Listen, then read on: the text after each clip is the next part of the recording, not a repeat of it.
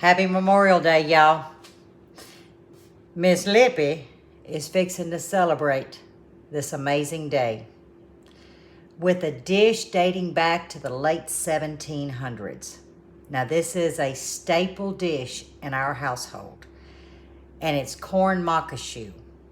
Only I'm gonna make mine with some crawfish from Eunice, Louisiana. But I thought about, what would I cook today? What do I want to cook today? To really give thanks for my freedom, for your freedom. And that would be a true Louisiana French Creole dish. No better way than to give my respects to the men and women who have fallen for our freedom. So I share and I celebrate my freedom and your freedom today and make a dish that is very close to my heart. So whatever y'all are doing, barbecuing, grilling, working in the garden, I don't know, skiing on a lake, stop, 3 seconds of silence, and give thanks to the men and women. Because without them, we couldn't do what we do today. So, cheers to them, and cheers to our freedom. Now let's get cooking. Y'all, this is it. I'll put the recipe in the description, but every one of y'all can make this. I know you can. It's stupid easy. Okay, here's the star of the recipe. Whole kernel corn. Now I'm using 3 packages of corn that I put up last year with its liquid. I do have a video dating back a few years ago. I will link that in the description. How you can make your whole kernel corn that you buy in the store in a can with its juice. But if you don't have fresh, 3 cans, I think the standard can is 14 ounces, 3 standard cans of whole kernel corn, reserving the liquid. I have a pound of Louisiana crawfish tails in the fat, meaning it has the juice. You're going to need a stick of butter, about a cup of diced tomatoes, a cup of diced green bell peppers, we're staying traditional to the recipe, and about a cup and a half of diced sweet yellow onion, about a tablespoon of minced garlic, red pepper flakes, your choice of Cajun seasoning. I'm using my own swamp mix. And then in this cup right here is a teaspoon of white pepper, a teaspoon of black pepper, about a teaspoon and a half of salt, and about a teaspoon of swamp mix, and a half a teaspoon of celery seed. Okay, to my iron pot, I got about a tablespoon and a half of bacon grease. Traditionally, you use bacon grease. If you don't choose to use bacon grease, use whatever oil. This about, let me look at it again, about a tablespoon and a half of bacon grease. First thing I'm going to do is go in with my vegetables. I'm going to crank it up just a little bit more. And then we'll bring some temp down. We just want to get these sauteing. It's smelling good up in here, y'all. Now we're going to let these cook down a good 10 minutes. We don't want no crunch. We want a good tender vegetable. Okay, now that we got some good heat, you can see we got some smoke going. Now that we got good heat, we're going to turn it down to about a number 5, which is a medium.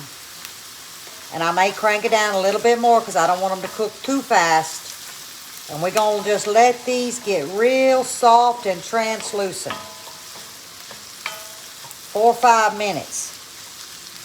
But we ain't done cooking them now at 4 or 5 minutes. We got another step. Oh, yeah. They getting tender. Remember, patience. Gotta have patience. I could just eat this, y'all. Okay, now I'm starting to see a small char, little bit, on these vegetables. That's what I wanted. I'm going to come in with about 2 tablespoons of salted butter. Not no margarine, salted butter. And I'm going to turn my fire down to about a number 3.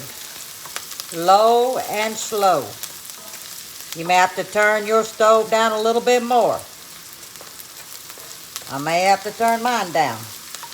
But I want these to cook about 10 minutes now. You're going to see them get completely translucent and turn just a slight brown in color.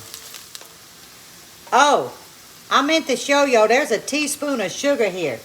It was hiding behind the crawfish. It was left on the chopping board.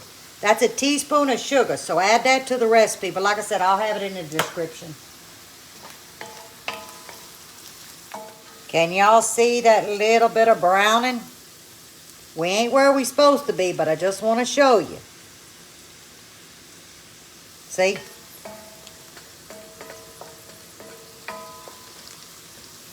Oh, yeah. This is the key to the whole dish, y'all. Okay, this is where I want them. It took about 10 minutes now. I have raised my heat up almost to high.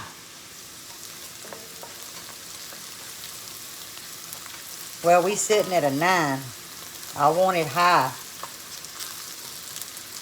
Now, let me see if I can get it. Another tablespoon of butter. Now, this ain't for your diet people now. But hey, it's Memorial Day. None of us should be dieting. All right.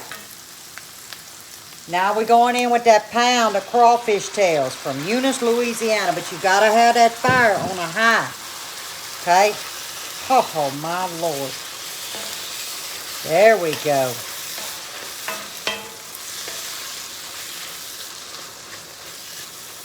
All right. Remember that little bit of seasoning I told y'all about? That's when we're going in with it. Ooh, I can smell that little bit of celery seed. Now, I would normally put a couple of bay leaves in here when it's simmering, but my mama never used a bay leaf cooking this, so I'm staying traditional. Remember, I'm on a high heat. And we want to cook these crawfish a good 3 or 4 minutes. Now, you ones that can't get crawfish, no problem.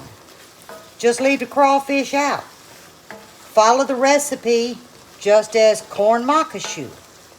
It's still good, y'all. But I'm putting the crawfish in because this is going to be the main meal over a bed of rice. Oh, yeah. Now they're getting... Let me show you. The ones that can't get crawfish, you remember what they look like? It was all in the fat. All right. When you start seeing these crawfish curl up, we almost there. Lots of stirring. Oh, yeah.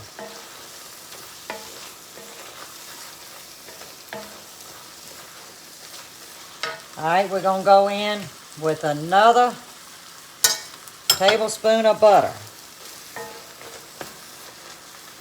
And that's when I'm going to go in with that tablespoon of minced garlic. We're still sitting on about a high heat. Okay, I let these go about 3 minutes. Now we're coming in with that diced Roma tomato. You want a good pasty tomato. You don't want some liquidy tomato now. And we're not going to cook this long because we're fixing to throw the corn in it.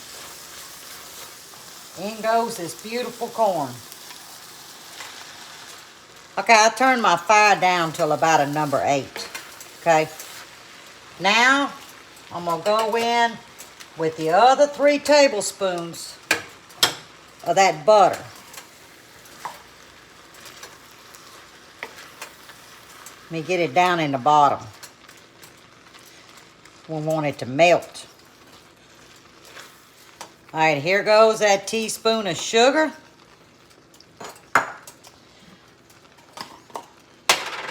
A little bit of swamp mix. Well, this is to taste. Whatever your Cajun flavor is. Okay? Couple of pinches of red pepper flakes.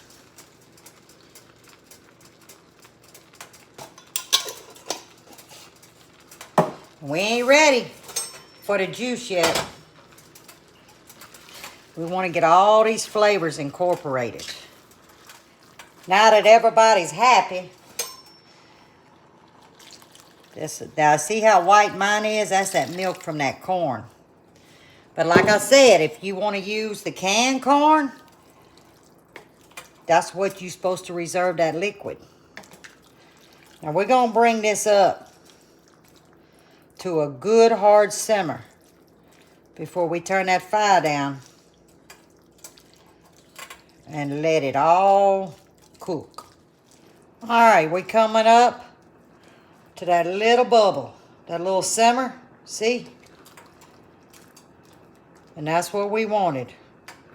Let's bring it on up, and then we're gonna turn the fire down, but I'm not covering this. I'm actually cooking this open face because I want that liquid to evaporate and it will thicken like a gravy.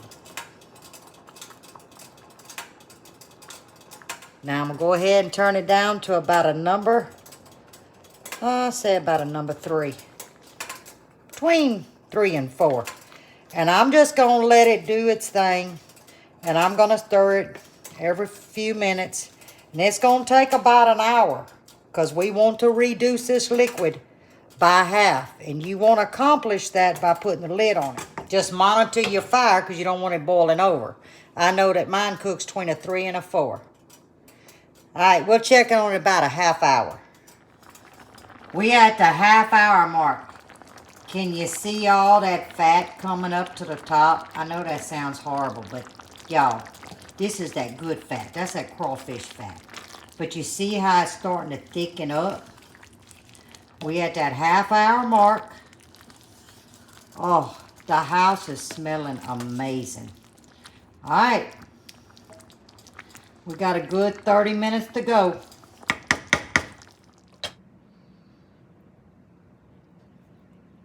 Oh, my. Let's get a little juice. What? It took an hour. You see, we do have juice, but you see, it reduced.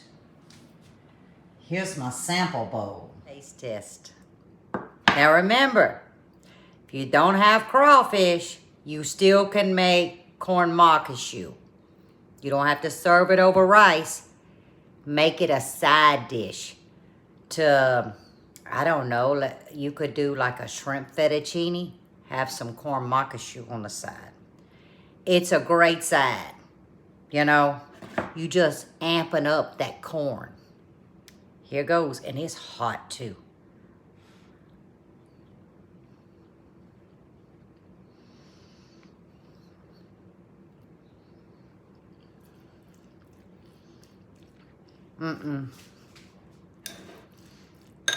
Y'all, there's nothing no better. Hands down, there's nothing no better. I personally could not think of a better dish to give my thanks to those men and women who have fallen for our freedom. This is a celebration for all of us. Let's remember that. Rejoice with your family. Love our land. Love our soldiers who are still with us.